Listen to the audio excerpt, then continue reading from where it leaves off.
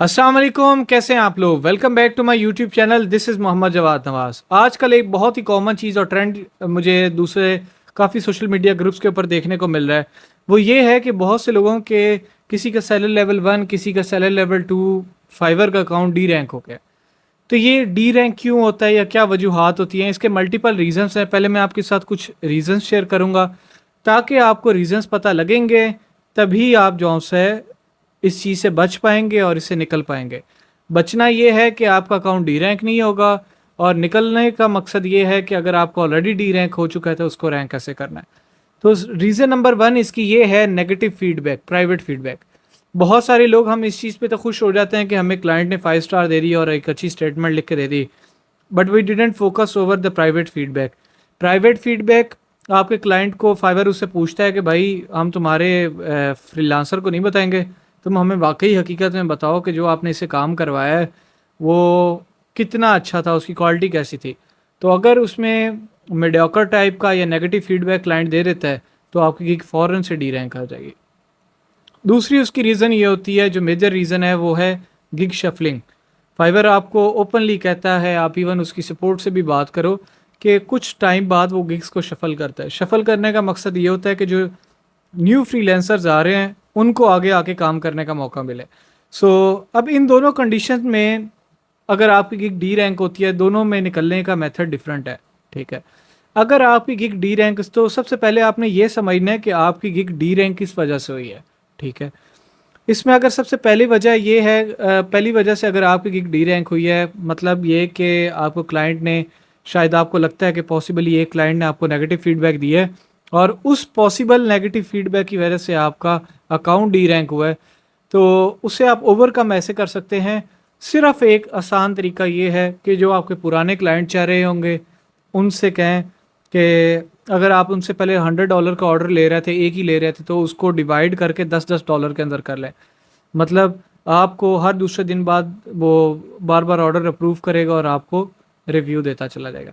और ऑर्गेनिक होगा, organic in the sense कि आप उसको प्रॉपरली काम करके भी दे रहे होंगे, फाइवर को भी इशू नहीं होगा। और फाइवर देखता है उसका एल्गोरिदम के कंजेक्टिवली आपका बार बार आपकी जो है रेटिंग इंप्रूव करती जा रही है, प्राइवेट फीडबैक इंप्रूव करता जा रहा है। आपकी विद इन अ मंथ और 1.5 मंथ्स आपकी जो है गिग रैंक कर देगी।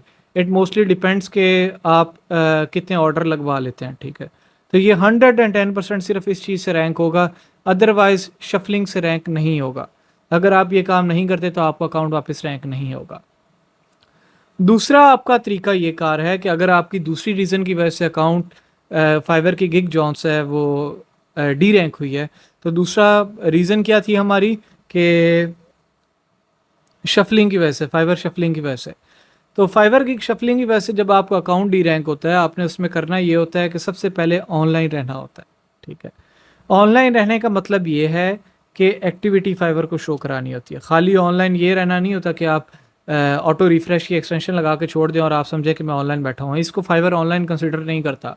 ठीक है, आपने 110% शो कराना है कि आप एक्टिव हैं। ये मैं आपको जो चीज़ें बता रहा हूँ ये टोटली मेरे एक्सपीरियंस बेस्ड है। मैंने खुद सारे डेड अकाउंट, जिनको लोग कहते हैं इस तरह अकाउंट्स, खड़े किए हैं और सारे इन्हीं टिप्स को फॉलो अप करके किए हैं। ठीक है, तो क्या मैं समझा रहा था कि आपने करना ये है कि आपने ज़्यादा टाइम ऑनलाइन रहना है और फाइवर को एक्टिविटी शो करानी है। अब आपके जहन में सवाल आ रहा होगा कि हम एक्टिविटी कैसे शो करा सकते हैं। एक्टिविटी ऐसे कि अगर आपकी पहले 6 गिग्स लाइव हैं या इवन 7 की 7 गिग्स आपकी लाइव थी, तो आपने एक आध को डिलीट करना है, सेलर लेवल 1 है तो आपके पास और ज़्यादा गिग्स आप बना सकते हैं। कहने का मकसद ये है कि total number of gigs gigs की निस्बत एक गिग की स्पेस छोड़नी है, एक गिग अपनी डिलीट कर देनी है जो अच्छा परफॉर्म नहीं कर रही थी, और अब वहाँ पे क्रिएट गिग पे जाकर डेली बेसिस पे आपने एक्टिविटी शो करानी है कि आप न्यू गिग बनाने की कोशिश कर रहे हो। इस तरह आपकी एक्टिविटी रिकॉर्ड हो जाएगी। ठीक है, और पहले वाली गिग्स का आपने हरगिज़ टाइटल, थंबनेल, इस तरह की चीज़ें चेंज नहीं करनी, क्योंकि आपकी उसकी एसईओ के अंदर कोई इशू नहीं था। एसईओ के अंदर इशू होता तो आपकी पहली ही गिग रैंक ना करती। ठीक है, जब आपकी ऑलरेडी रैंक थी और फिर डी रैंक हुई है तो इट टोटली मीन्स कि ये शफलिंग की वजह से हुई है।